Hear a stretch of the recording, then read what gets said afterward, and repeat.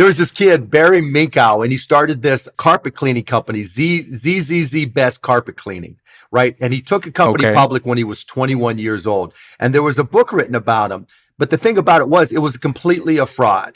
And so he made all these tens of millions, if not $100 million as a 21-year-old kid. Barry Minkow was just a teenager when he turned his small carpet cleaning business into a $300 million empire. I'm Barry Minkow, president of Z-Best Carpet Cleaning. We clean carpets with such care, I'll guarantee the work and our price in writing. But the entire company was built on tricking banks, auditors, and even mobsters, putting his life at stake. He had no choice but to keep up the lies and desperately search for a solution. Every crime has a cure, a way out. Barry created 7 elaborate scams to fool everyone into buying into his business, each one greater than the last. But they were necessary, not only to save his company, but also his life. I read that book as a kid and I was thinking, if this kid can fool all these adults, put aside the fraud, that just means there's lots of opportunity there to do something and build a business. But Barry wasn't the best businessman. He was in debt since day one. Barry dabbled in steroid use at his local gym when he was a teenager. One day, he told his dealer about starting a carpet cleaning business with some old equipment his parents had. The dealer saw an opportunity. He offered Barry $1,600 to buy new equipment in return for a perpetual $200 a week interest payment. The dealer would be getting free money weekly even after the loan was paid off. It was the worst deal in history, but 16-year-old Barry only thought about the $1,600 in front of him and agreed with no hesitation. Barry bought a shiny new carpet cleaning machine and began cold calling everyone he could in LA. His company, Z-Best, was born. But running a business while still in high school wasn't exactly easy. Barry had no time to work during the day, so he hired subcontractors to do the jobs while he was in class and paid them 40% commission. The problem with this is that he was still only 16 years old and couldn't even open a bank account to pay his employees. So he made the most natural decision. He turned to fraud.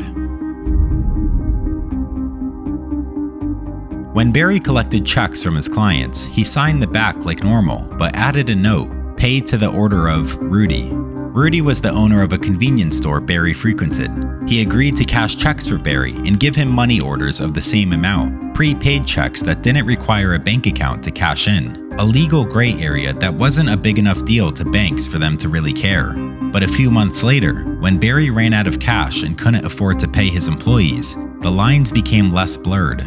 By this point, Rudy trusted him and let Barry reconcile his checks and take however many money orders he needed. Rudy would work in his shop and sign for whatever Barry asked for without checking the numbers. When Barry couldn't meet payroll, he just needed a little extra. So, he took a money order from the bottom of the pile and had Rudy sign off on it with no questions asked.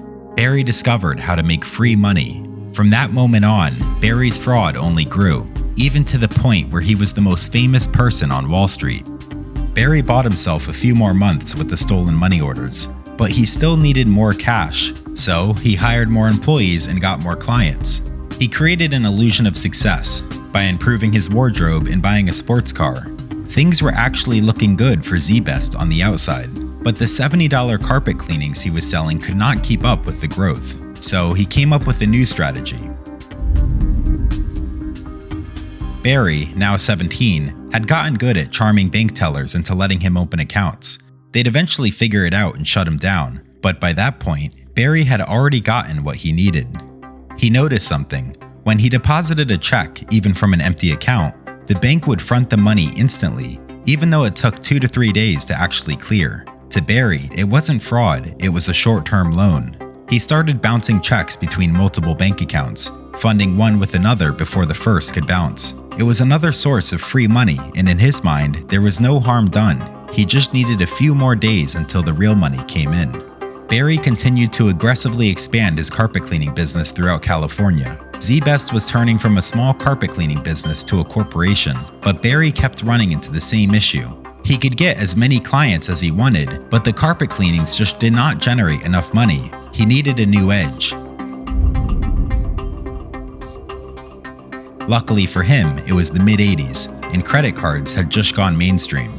It was the Wild West of payments. Everyone was using this magical version of cash, and there were no digital readers and no fraud algorithms. It was a field day for people like Barry. Back then, every card transaction had to be verified by phone, so Barry just lied. It was that easy. A $70 carpet cleaning suddenly turned into a $270 job when he reported it to Visa and MasterCard. The best part was that the customer never even knew until their statement arrived weeks later, and by the time they filed a chargeback, Barry already had the cash. It took the credit card companies months to reverse the transaction. That gave him just enough time to move the money, pay off last week's interest payment, and keep payroll going, all while looking for the next scam. Barry always found a way to clear his conscience. As to him, it was still just borrowing. He always had intentions to pay back his wrongs, but the fraud was just too easy to stop. Barry grew the company to hundreds of employees, dozens of locations, and even a chemical facility. To everyone on the outside, he was successful, reinforcing his business methods. But it wouldn't last long.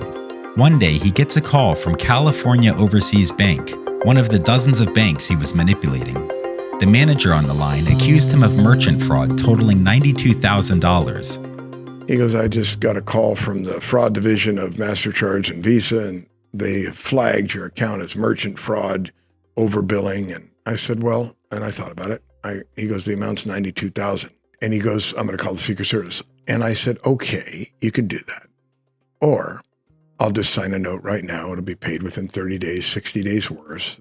And I would like you to please consider the ramifications of your boss finding out that some 18-year-old kid kind of, did this.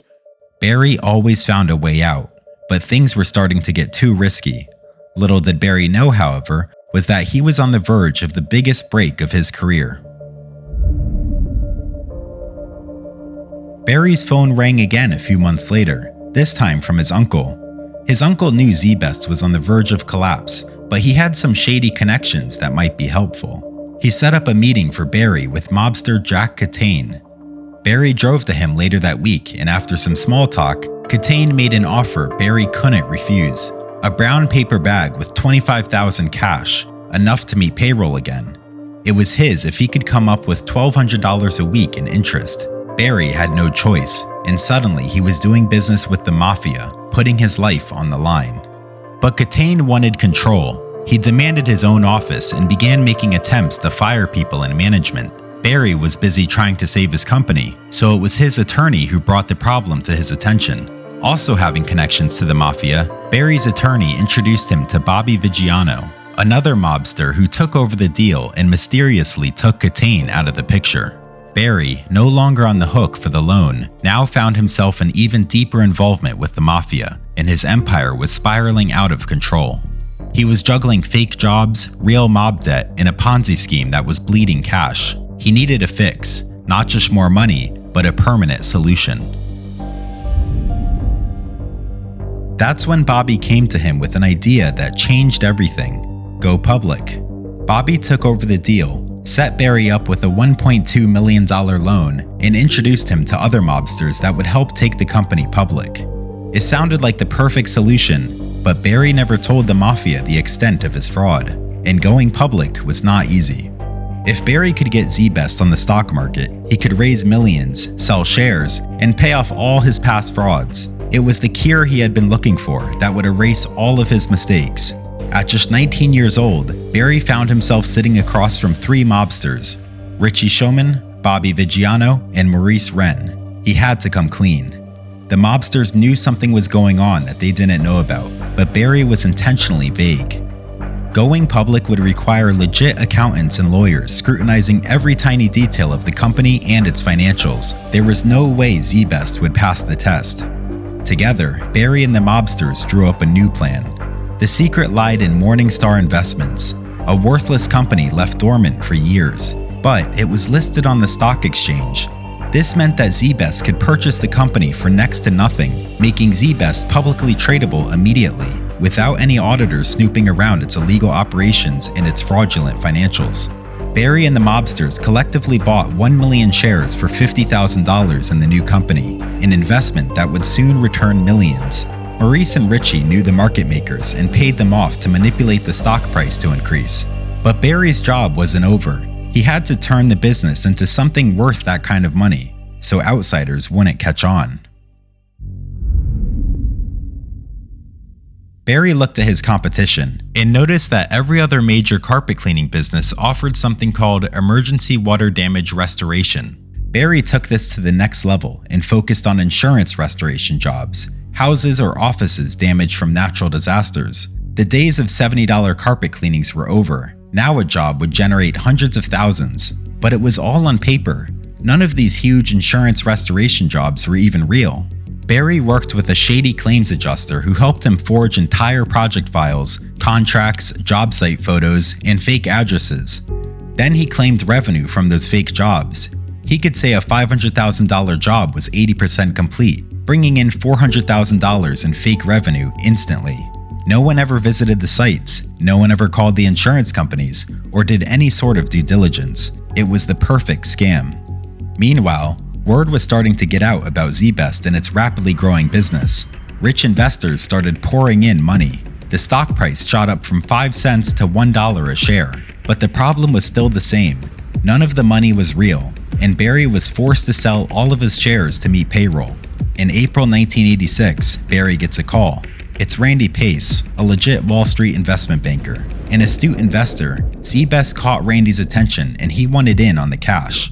They met in Manhattan, and Randy tells Barry his vision. ZBest could be the McDonald's of carpet cleaning, thousands of locations around the US with an unbeatable brand and a business model that franchisees can buy into.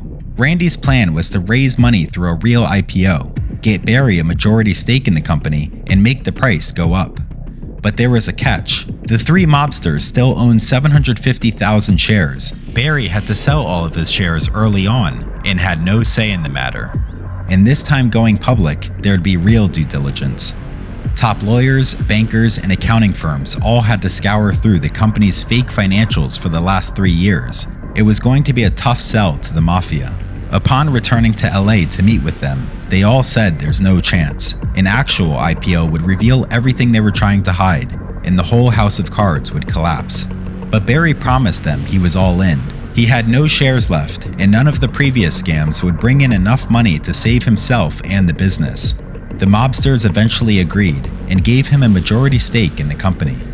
Now the pressure wasn't just financial. If Barry slipped, the people behind him would do more than just sue him. His life was on the line. He hired legitimate firms, all top auditors, and managed to fool each of them. This was Barry's specialty. He took them to fabricated job sites, even renting out buildings and staging them with equipment, and hoped they didn't ask too many questions. And he was able to convince them every time without fail. He altered financial statements to make them appear legit, faked bank confirmations, and forged countless legal documents. And he always had the flashiest offices, clothes, and cars, giving off an indisputable illusion of success. He made no mistakes clearing his tracks and got approval for all 3 years of falsified statements. In December 1986, ZBest goes public. The IPO opens at around $4 per share. By April, it rocketed to $18 per share thanks to Maurice's insiders pumping the stock up. This caused the public market to go wild. Barry was 21 years old now, running a $300 million company with $100 million in personal paper wealth. He was known as the whiz kid of Wall Street and did countless interviews, was on the covers of magazines, and even had an appearance on Oprah. But while Barry was finally living the life of his dreams, he made one critical mistake. He got arrogant. He stopped paying people off, and a few of them revealed the truth. An investigative reporter at the LA Times started digging. In April 1987, he published a story that would rip the mask off ZBest. The stock immediately tanked. Barry tried to hold on. But by July 1987, just 7 months after the IPO, he resigned as CEO. Lawsuits were piling up, creditors were demanding money, and the FBI was chasing him. By January, he was sitting in jail. Barry was sentenced to 25 years in federal prison for securities fraud, mail fraud, tax fraud, bank fraud, and any other type of fraud you can name. He served just 7 years and 4 months. But when he got out, Barry changed his ways, temporarily. He became a pastor, a fraud prevention consultant, and even worked with the FBI to catch other white-collar criminals. Parishioners here at Community Bible Church say they trusted Barry Minkow. Even though he was already convicted twice of fraud, they say the sentence is too little and there's nothing that's going to stop him from doing this again. He went back to prison in 2014 and was released 5 years later. But Barry escaped with his life and continues to tell his story of the 16-year-old who fooled everyone.